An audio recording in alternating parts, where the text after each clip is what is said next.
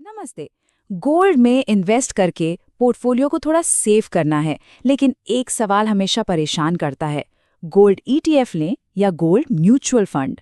आज चलिए इसी पहेली को सुलझाते हैं। तो चलिए सीधे मुद्दे की बात करते हैं। क्या हो अगर मैं कहूं कि आपका गोल्ड म्यूचुअल फंड आपसे गुपचुप तरीके से डबल फीस ले रहा है? हाँ, आपने सही सुना। चलिए इस छिपी हुई सच्चाई का पता लगाते हैं। तो सबसे पहले देखते हैं ईटीएफ्स पर एक थोड़ी अलग सी राय। देखिए, ईटीएफ्स को लेकर ना लोगों की अलग अलग सोच है, लेकिन जब बात गोल्ड की आती है तो कहानी में एक बहुत ही कह सकते हैं सरप्राइजिंग ट्विस्ट है। प्रांजल कामरा का ये कहना कि वो गोल्ड ईटीएफ्स के पक्ष में है, काफी दिलचस्प है। जहां इक्विटी ईटीएफ्स में कुछ कमियां हो सकती हैं, गोल्ड ईटीएफ्स एक बहुत ही स्मार्ट चॉइस की तरह उभर कर आते हैं। और इसके पीछे ना एक बहुत सॉलिड कारण है। और वो कारण छुपा है इस बेसिक से फर्क में। समझिए, एक नॉर्मल इक्विटी इंडेक्स फंड क्या करता है? वो सीधे जाकर कंपनियों के शेयर्स खरीदता है, सिंपल। लेकिन गोल्ड म्यूचुअल फंड वो सीधा सोना नहीं खरीदते, वो असल में गोल्ड ईटीएफ खरीदते हैं। और बस यहीं से सारा खेल शुरू होता है। तो अब बात करते हैं उस छिपी हुई कॉस्ट की, वो लागत जो अक्सर हमारी नज़रों से ओझल हो जाती है, लेकिन हमारे रिटर्न पर सीधा और बड़ा असर डालती है। देखिए, गोल्ड म्यूचुअल फंड असल में एक फंड ऑफ फंड्स या एफओएफ की तरह काम करते हैं। अब ये क्या चीज़ है? इसका सीधा सा मतलब है, ये खुद एक फंड है जो अपना पैसा किसी दूसरे फंड में लगाता है, और हमारे केस में वो दूसरा फंड है गोल्ड ईटीएफ। तो जरा इस पूरे सफर को समझते हैं। पैसा पहले जाता है गोल्ड म्यूचुअल फंड के पास। वहां बैठा है मैनेजर नंबर 1। वो इस पैसे को आगे एक गोल्ड ईटीएफ में लगा देता है। वहां बैठा है मैनेजर नंबर 2, और फिर वो ईटीएफ मैनेजर जाकर फिजिकल गोल्ड खरीदता है। कुछ नोटिस किया? यहाँ बीच में दो मैनेजर आ गए, और बस असली प्रॉब्लम यही है।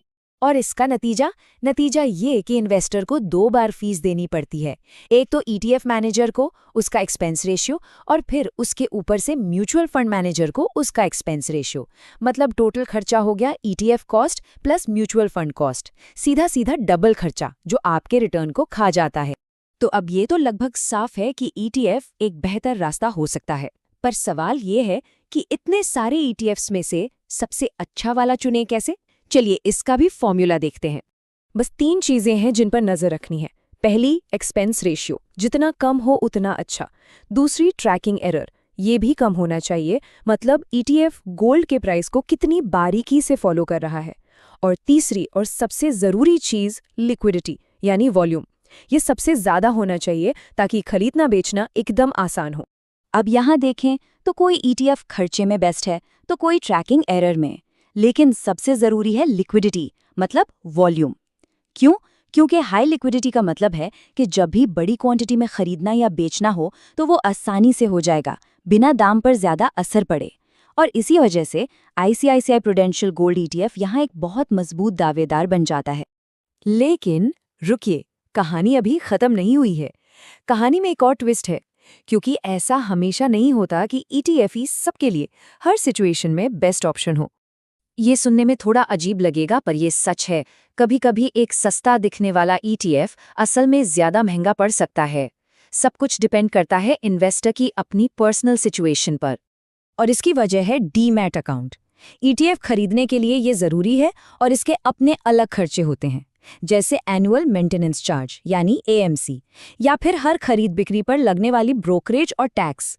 तो अगर किसी के पास पहले से डीमैट अकाउंट नहीं है, तो सिर्फ गोल्ड ईटीएफ के लिए एक नया अकाउंट खोलना और उसे मेंटेन करना, ये पूरा खर्चा फंड ऑफ फंड्स की एक्स्ट्रा फीस से भी ज़्यादा पड़ सकता है। तो अब आते हैं फाइनल डिसीजन पर। आखिरकार करना क्या है? इसका जवाब एक बहुत ही सीधे साधे सवाल में छिपा है, और यही वो एक सवाल है जो सब कुछ तय कर देगा।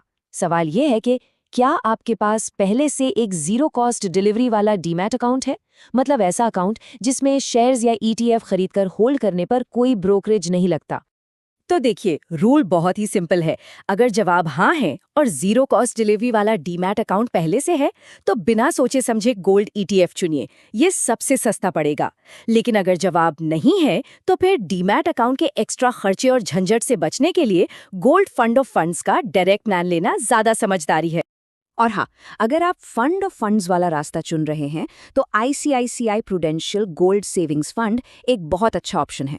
पर एक बात गांठ बांध लीजिए, हमेशा हमेशा डायरेक्ट प्लान ही चुनना है ताकि ब्रोकर के कमीशन से बचा जा सके।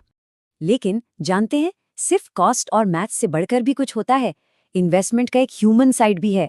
सबसे अच्छी इन्वेस्टमेंट स्ट्रैटेजी वो नहीं जो सबसे सस्ती हो, बल्कि वो है जिसे आप लंबे समय तक डिसिप्लिन के साथ निभा सकें। तो आखिर में खुद से ये सवाल जरूर पूछना है कि हिसाब किताब के अलावा कौन सा रास्ता मेरे स्वभाव से मेल खाता है, कौन सा तरीका मुझे अनुशासित रहने में ज्यादा मदद करेगा। क्योंकि याद रखिए, असली और सबसे बड़ा रिटर्न हमेशा डिसिप्लिन से ही बनता है।